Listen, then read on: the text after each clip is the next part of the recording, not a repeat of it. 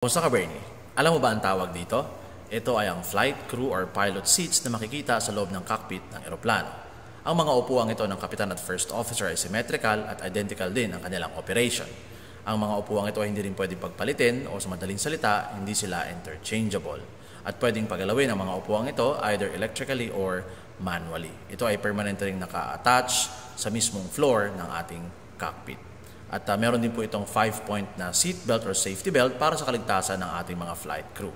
At depende sa configuration ng eroplano, meron din po tayong tinatawag na third occupant seat na makikita sa likurang bahagi ng first officer seat. Ito naman ay ang tinatawag nating folded seat na kung saan ay pwede lamang pagalawin sa lateral direction. At panghuli, meron tayong tinatawag na fourth occupant seat. Ito ay optional lamang at makikita sa likurang bahagi ng upuan ng kapitan. At ang fourth occupant seat ay isa ring folded seat at kung saan hindi ito pwedeng i-adjust. Alam mo ba ang tungkol dito? Kung hindi pa, ngayon, alam mo na.